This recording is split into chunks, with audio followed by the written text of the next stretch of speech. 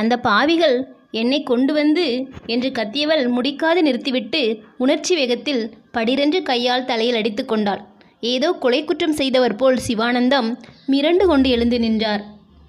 அமிர்தம், ராத்திரி வேளை, கூச்சல் போடாதே, அண்டை அசலார் காதில் கேட்டுவிட்டு போகிறது. வடிவேலு ஏதோ முக்கிய காரியம், புறப்பட்டு வரவும் என்று எழுதியிருந்தார். கிளம்பும்போது எனக்கு சத்தியமாக விஷயம் என்னவென்று தெரியாது. அங்கே போன பிறகுதான் தெரிய வந்தது.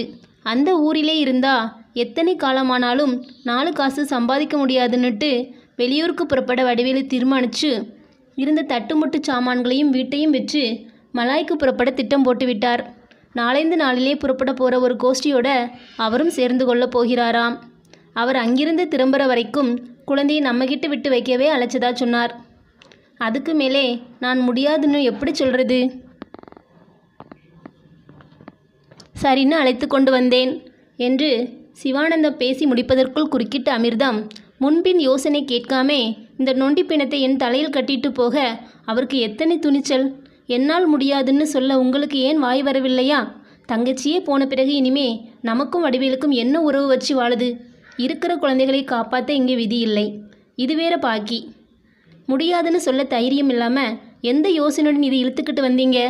முதல்லையே இப்போ அடுத்த வண்டியில் இதை கொண்டு போய் அவள் அப்பனிடமே விட்டுட்டு உள்ளே வாங்க, இல்லாட்டாக்க என்ற அகங்காரத்துடன் இறைந்து கத்தினாள். அதிகமாக பேசியதின் பயனாக அவளுக்கு மூச்சு திணறியது. கணவனை எரித்து விடுகிறவள் போல் ஒரு முறை உற்று பார்த்தாள். நம்ம வீட்டு நிலைமை வடிவேலுக்கு தெரியாததல்ல. நம்மை விட்டா குழந்தையை அக்கறையாக பார்த்து கொள்ள வேறே நெருங்கிய பந்துக்கள் இல்லைன்னு தெரிஞ்சுதான் என்னை ரொம்ப கேட்டுக்கொண்டார்.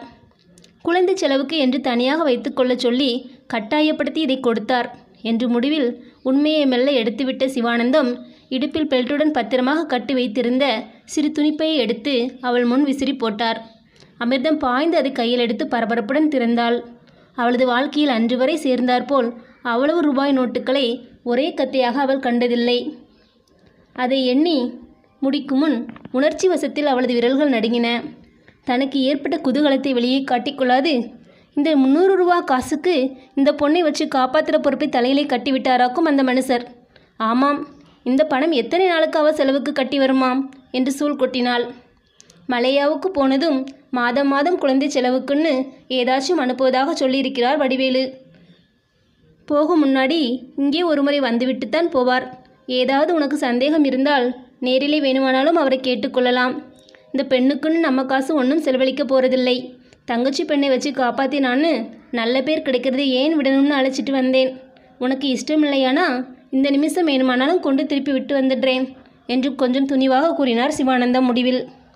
பணப்பையை பத்திரமாக தனது இடையில் சொருகிக் கொண்ட அமிர்தத்தின் முகத்தில் ஏற்பட்டிருந்த திருப்தியை கண்டுதான் அவருக்கு அவ்வாறு மிடுக்காய் பேச துணிச்சல் ஏற்பட்டது. அதற்கு நேரடியாக பதில் கூறாத அவரது தர்மபத்தினி, ஆமாம், நீங்கள் வழியிலே ஒன்றும் சாப்பிடலி போல் இருக்குது, அப்படின்னா நாளியாகலை சாப்பிட என்றாள் கொஞ்சம் தனிந்த குரலில். உள்ளே அடுக்கலையிலிருந்து சொய் என்று சப்தம் எழுந்தது. அதைத் தொடர்ந்து கல்லின் மீது காயும் தோசை காயும் மனம் மெல்ல காற்றின் ஊடே மிதந்து கூடத்திற்குள் வீசவே பசியும் சோர்வுமாக திகிலுடன் உட்கார்ந்திருந்த தமயந்தி நாவினால் காய்ந்து போன தனது உதடுகளை மெல்ல தடவிக்கொண்டாள். இன்னைக்கு சனிக்கிழமை அல்லவா, மறந்து விட்டேன். வெண்ணித்தண்ணி தயாராக இருந்தாக்கா ஒரு சொம்பு தலையில் கொட்டிக்கிட்டு சாப்பிட்டு விட்டு படுக்க வேண்டியதுதான். ஒரே களைப்பாக இருக்கிறது என்று தமக்குள்ளே உண்முணுத்தார் சிவானந்தம். ஏ மோகனா, உள்ளே போய் அத்தையை கேளு, ஐயா குளிக்க வரலாமான்னு என்று அமிர்தத்தின் அருகே நின்று கொண்டிருந்த பெண்களில் சிறியவளிடம் உத்தரவிட்டார். கூடத்திற்கு அப்பால் தெரிந்த வாசற்படியில் மெல்லிய காலடி ஓசை கேட்பதை உணர்ந்த சிவானந்தம் அந்த பக்கம் திரும்பினார். அவரது கேள்விக்கு பதிலளிப்பது போல் கதவு அருகில் வந்து நின்ற பெண்மணி மெல்லிய குரலில், புலக்கடையில் வெந்நீர் பானையில் தண்ணி போட்டு வச்சிருக்கிறேன், சீக்கிரம் குளிச்சுட்டு வந்துடுங்க அண்ணா என்றாள். அந்த குரல் எங்கேயோ கேட்டது போன்று தமயந்திக்கு மிக பழக்கமானவதாக தோன்றவே ஆச்சரியத்துடன் அந்த திக்கில் திரும்பி பார்த்தாள். அவளது விழிகள் வியப்பில் விரிந்தன. ஆனந்தத்தில் அம்மா என்று அழைக்க துடித்தது அவளது உள்ளம். ஆனால் என்ன ஏமாற்றம்! விளக்கு வெளிச்சத்தில் கொஞ்சம் முன்புறம் வந்து நின்ற அந்த பெண்மணி அவள் தாயை போலத்தான் இருந்தாள். ஆனால் அவளது தாய் அல்ல அவள். ஆமாம், அவளுடைய அருமை தாயார் எங்கே? ஊரில் இருப்பதாக அப்பா சொன்னாரே. குழந்தையை வந்து பாராது உள்ளேயே ஒளிந்து கொண்டிருக்கிறாளே. ஏன் இந்த பாராமுகம்? தனக்குள்ளே பலவாறு எண்ணி குழம்பிய தமயந்திக்கு துக்கம் நெஞ்சை அடைத்து கொள்ள கண்களை நீர் மறைத்து கொண்டது. அருகில் நின்று கொண்டிருந்த அமிர்தத்தின் அதட்டலுக்கு பயந்து அவள் பீறிக்கொண்டு வந்த அழுகையை அடக்கிக் கொள்ள முயன்று கொண்டிருந்தாள். கொடியில் கிடந்த துண்டை எடுத்து தோளில் போட்டுக்கொண்டு ஸ்நானம் செய்ய கிளம்பிய சிவானந்தம் ஏதோ நினைத்து கொண்டவர் போல், ஆமாம், இந்த பயல் தியாகு எங்கே காணவில்லை என்று மனைவிடம் கேட்டார். என்னிடம் ஏன் கேட்குறீங்க?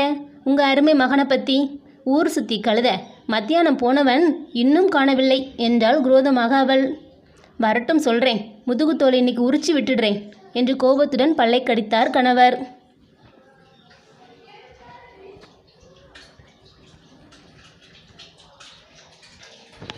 நீங்கள் தானே அண்ணி அவனை பக்கத்து டவுனிலிருந்து சாமான்கள் வாங்கி வர அனுப்புனீங்க. 5 மைல் தூரம் அவன் நடந்து போய் வர வேண்டாமா என்றால் பதிலுக்கு கதவருகில் நின்று கொண்டிருந்த அந்த பெண்மணி சாந்தமாக. இந்நேரம் 10 வாட்டி கடையிலிருந்து திரும்பி வந்திருக்கலாம். எங்கேயெல்லாம் சுற்றி கொண்டு திரியிறானோ தெரியலை அந்த பையன். மேலே ஒன்று சொன்னால் உடனேயே பறிஞ்சு கொண்டு வந்துடுறியே. காலமுச்சூடு வச்சு காப்பாத்துறதா போல. பேச்சுக்கு ஒன்றும் குறைச்சல் இல்லை என்று பதிலுக்கு அமிர்தம் எழுந்து விழுந்தாள். அது சமயம் வாயிற்கதவு இடிபடும் ஓசை கேட்டதும் அந்த பெண்மணி சிவானந்தத்திடம், அண்ணா, அவனே இதோ வந்துவிட்டான், ஆயுசு 100 அவனுக்கு என்று கூறிவிட்டு உள்ளே சென்றாள். மீதி கதை அடுத்த காணொளியில். நன்றி.